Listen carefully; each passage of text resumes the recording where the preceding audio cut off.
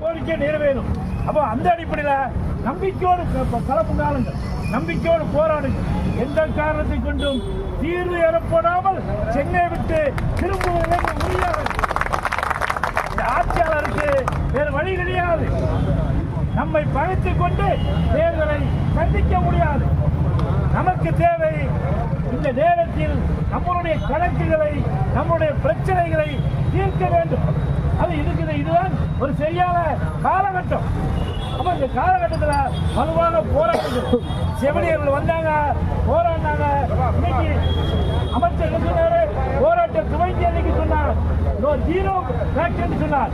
அப்புறம் 4 நாள் கழிச்சு சொல்றாரு 275 வேக்கன்ட், அப்புறம் 1000 வேக்கன்ட்டுங்க. எப்படி சாத்தியமாச்சு? 4 நாட்கள்ல 0 வேக்கன்ட் 1000 வேக்கன்ட் எப்படி மாறியது? போராட்ட சக்தி. அதுபோன்று இந்த போராட்டம் நம்பிக்கையோடு களங்காணுங்க.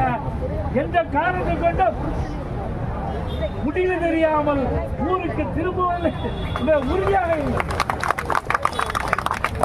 தமிழக அரசு நாங்கள் ஆட்சிக்கு வந்தால் பழைய திட்டத்தை அமல்படுத்துவோம் வாக்குறுதி கொடுத்தாங்க. இந்த விதிக்கு செய்யல. இன்னைக்கு இந்த குழு கூட ஒரு ஏமாற்று அறிக்கை கொடுத்திருக்கோம். குழு என்ன அறிக்கை கொடுத்திருக்கோம்? அரசு என்ன விரும்புகிறதோ அதை அறிக்கையா கொடுத்திருப்பாங்க. அல்லது கடைசி பக்கத்தை வேக்கண்டை விட்டுப்பாங்க. நீ என்னனாலும் எழுதிக்கோ, கீழே கையெழுத்து போட்டுப்பாங்க. பைனான்ஸ் சேர்த்து எழுதுவார். அதுதான் நடக்க போது நமக்கு தெரியும். நாம் உறுதியாக இருக்கிறோம்.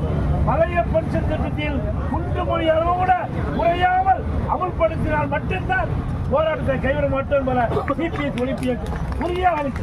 அந்த அடிப்படையில் பிப்ரவரி 3 முதல் காலவரியற்ற வேலைநிறுத்தம் என்று அறிவித்துக்கலாம்.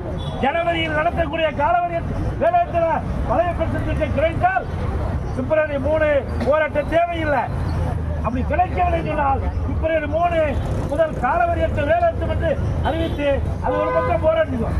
நம்மை பொறுத்தவரைக்கும் தமிழக ஆட்சியாளர் நீங்க புரிஞ்சுக்கணும், அரசூழியர் ஆசிரியர் வாக்குகள் தான் உங்களுக்கு அடித்தளம் என்பதை புரிந்து கொண்டு இந்த எஸ்எஸ்னுடைய தலைவர்களை அழைத்து பேசுவதல்ல, தீர்வு என்ன என்பதை சொல்ல வேண்டும். போராட்டம் வெற்றி பெறும் வரை சிபிஎஸ் உழைப்பு இயக்கம் உங்களுக்கு துணையாக நிற்கும் சொல்லி உங்களுடைய போராட்டம் வெள்ளட்டும் வாழ்த்தி